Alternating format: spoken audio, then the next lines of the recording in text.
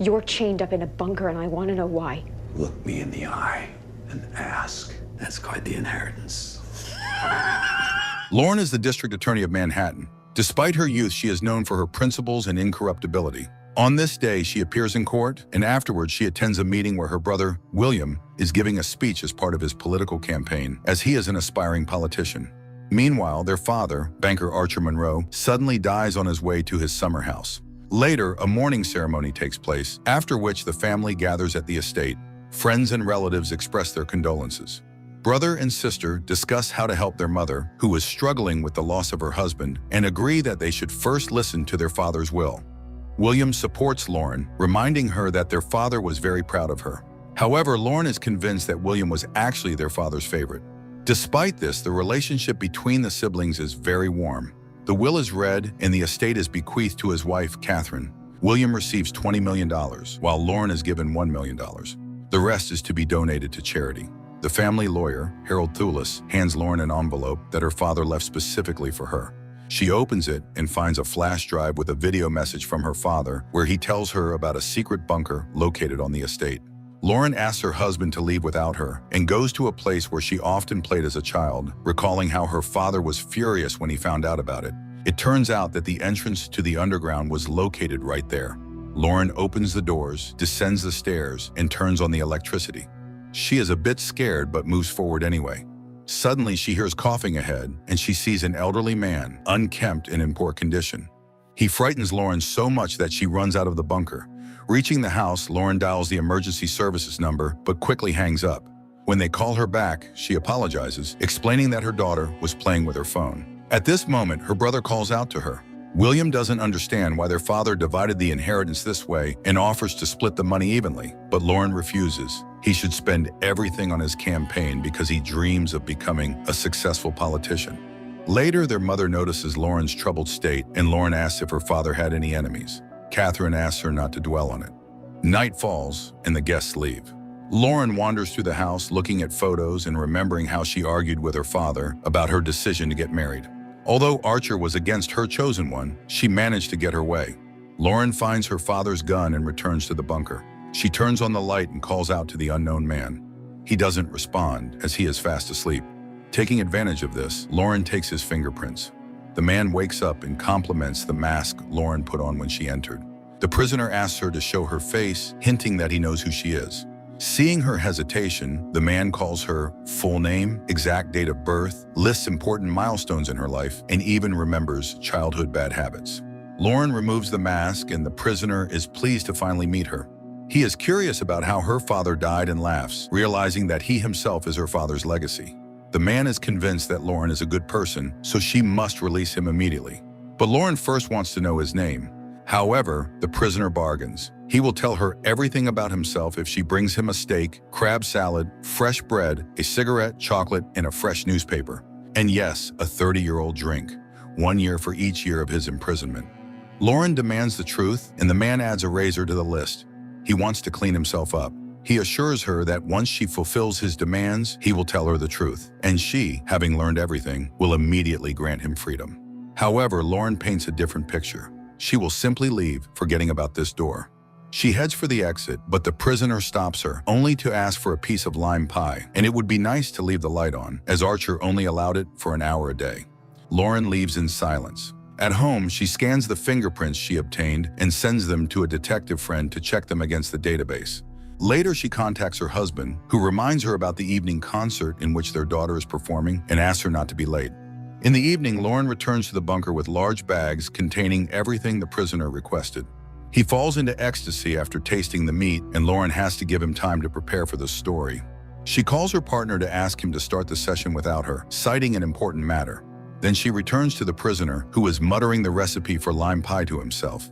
The man apologizes. Her father brought him a piece of chocolate once a year at Christmas and placed it out of his reach to mock him. And he also took pictures. Lauren pulls out a box containing photographs that captured each year the man spent in this bunker, and this is his life. The prisoner finally gives his name, Morgan Warner. Once he and her father were friends and shared similar vices, gambling, vanity, and women. Archer was always a real hustler and considered himself superior to Morgan, who was then planning to become a doctor, but one night changed all his plans. They were at the summer house then. A big game was starting in the city, and the men decided to go there. Before leaving, they had some drinks, and when they hit the road, Archer hit a pedestrian to death. He was just a boy, just like them.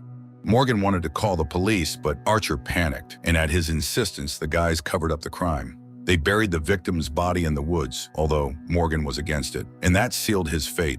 Archer took Morgan captive to prevent the murder from being exposed.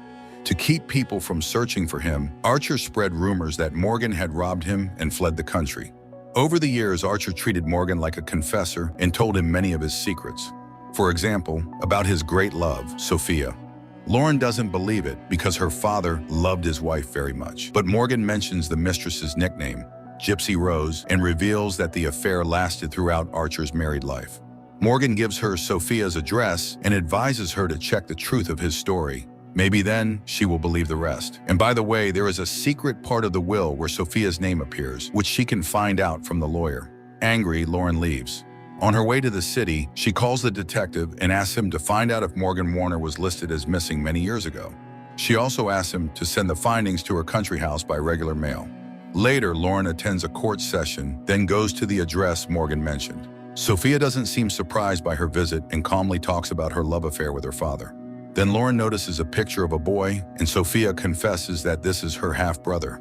Lauren is horrified. If her mother finds out about this, it will kill her. But the woman reminds her that Lauren came here. She and her son live their own lives and don't claim anything. Lauren hurries to the lawyer and accuses Harold of covering up her father's affair, but the man reminds her that he is a lawyer and has no right to teach people how to live. Sophia has signed written commitments and will never reveal the secret, so there's nothing to worry about. Lauren asks the man about Morgan, but he has never heard of this name. Lauren drives to her mother. Under the pretext of sorting through her father's documents, she asks her about Morgan Warner, but the woman has never heard this name. Catherine gives her daughter a check, believing that money shouldn't destroy their family, but Lauren refuses it. William arrives and talks about his campaign, complaining about a slanderous article in the newspaper. He asks his sister to speak at his meeting, and Lauren promises to do so. At night, she returns to the bunker. She almost believes Morgan, but she needs more proof. Then the prisoner suggests showing her the place where the pedestrian's body is buried. But for that, he needs to be taken there, as he doesn't remember the coordinates. Lauren agrees. At gunpoint, she leads the prisoner outside.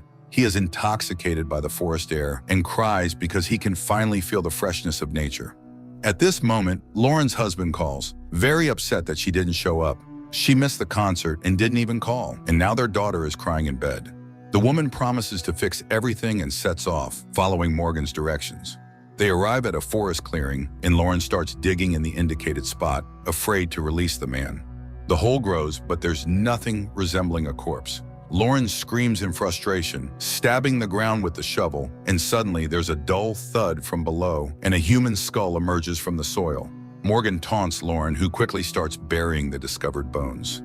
The pair returns to the bunker. Lauren forces Morgan to wear a collar because she needs to think about what has happened. The man yells at her. He lost his entire life because of her father, but Lauren rightly points out that she had nothing to do with it. She didn't lock him up or kill that guy. So she needs time. Morgan swears he won't say a word about what happened to him. He doesn't intend to destroy her and her brother's careers and plans to simply disappear from their lives. But Lauren leaves. That night, she again recalls her arguments with her father and Morgan's story, convincing herself that Archer was a monster. In the morning, she rushes to court. A corruption case is being considered, and Lauren's attention is suddenly drawn to the company named Gypsy Rose. She realizes that her father was involved in shady dealings. She goes to the lawyer, and he confirms her suspicions, but he asks her to forget about it. Worried, Lauren rushes to her brother, and he has to admit that he, like their father, is willing to do anything for the family's well-being. Lauren thinks over everything she has learned and goes to Morgan. She believes that he was wronged and demands his word that he will leave and never return. Having received it, she orders the man to pack. Lauren also orders Harold to open an offshore account and charter a private plane so that Morgan can disappear. The lawyer tries to dissuade her, but she feels it is her duty to atone for her father's crime. Later, Lauren returns for Morgan, who has transformed, having shaved and dressed in new clothes. But the man lets slip that Archer bribed people to help his children get elected to public office.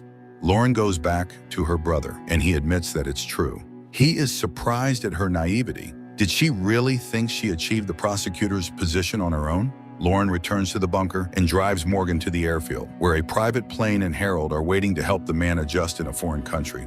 As they part, Morgan gives her the recipe for lime pie that he has kept all these years, and Lauren promises to pin all unsolved cases on him if he returns to America. The plane prepares for takeoff, and Lauren drives away. Meanwhile, the detective finds the documents on the person whose fingerprints she had sent and mails them to the estate.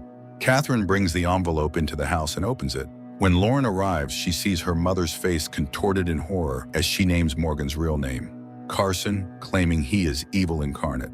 Lauren reveals that Archer kept him in the bunker for 30 years and admits that she released him. She asks her mother to lock the doors and drives to the airfield, where she finds the plane and Harold's body in the hangar. By the time Lauren returns, Catherine has disappeared. The daughter runs to the bunker, where she finds her mother lying unconscious on the floor. She tries to revive her when Carson calls out to her. He mocks the girl's naivety and trust. Then he takes her gun and beats her. Lauren wakes up, chained. Carson admits that he is responsible for Archer's death, as he used the poison Archer intended to use on him. He knew right away that Lauren would pity him, but William would have simply thrown away the keys. At this point, Catherine begins to regain consciousness. Carson lifts her and sits her in a chair, although the woman can barely move from the beating. The man reveals that he once drugged Catherine and forced her into intimacy. That's when Archer threw him in the car and drove off somewhere, accidentally hitting the unfortunate young man. So now Archer was in his hands. He had no choice but to hide Carson in the bunker. Now he plans to destroy their entire family, starting with Lauren's daughter. Hearing this, the woman attacks Carson, injuring his eyes, and during their struggle, the man manages to say that he is Lauren's biological father. But then Catherine grabs his gun and kills the man. Lauren and Catherine pour gasoline over the bunker and set it on fire, destroying all traces of the man who disappeared 30 years ago. The whole film is a dive into the story of a lecherous father and the moral choice to punish or forgive that the main character faces, ultimately concluding, no good deed goes unpunished.